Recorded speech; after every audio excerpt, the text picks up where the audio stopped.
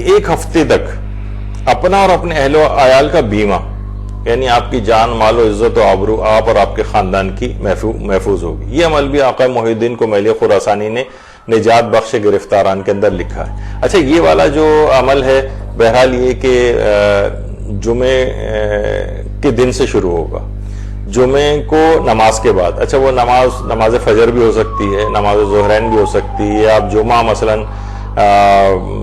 پڑھنے گئے ہوں تو جمعے کی نماز کے بعد بھی اس عمل کو کیا جا سکتا ہے. عمل کیا ہے؟ عمل یہ ہے کہ سورہ فاتحہ اور سورہ اخلاص پڑھی جائے ایک مرتبہ، اور سورہ معوذتین یعنی قل اعوذ برب الفلق اور قل اعوذ برب الناس یہ 7 مرتبہ پڑھی جائے. یعنی ایک دفعہ الحمد، ایک دفعہ سورہ اخلاص، اور 7 مرتبہ قل اعوذ برب الفلق اور قل اعوذ برب الناس پڑھی جائے. تو اگر اس نے ایسا کیا تو روایت میں یہ جملہ ہے کہ ایسا کیا تو خدا اس کے دین اور دنیا کو اور اس کے اہل و عیال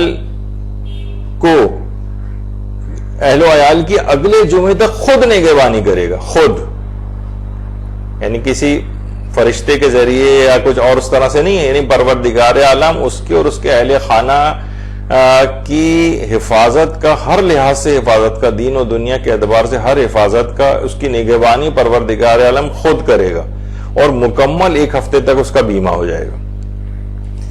تو کتنی عظمت ہے واقعتاً اس سورے کی کہ ایک ہفتے، اور پھر اس کے بعد ظاہر ہے جب یہ نہیں کہا کہ بس ایک دفعہ پڑھ لیا تو ساری زندگی کا، تاکہ آپ بار بار اس سورے کو پڑھ کر، ان سوروں کو پڑھ کر ان کے فضائل اور ان کی جو چیزیں برکات ہے وہ بار بار آپ حاصل کریں. تو ایک ہفتے تک کے لیے آپ کا اس لحاظ سے بیمہ ہو جاتا ہے.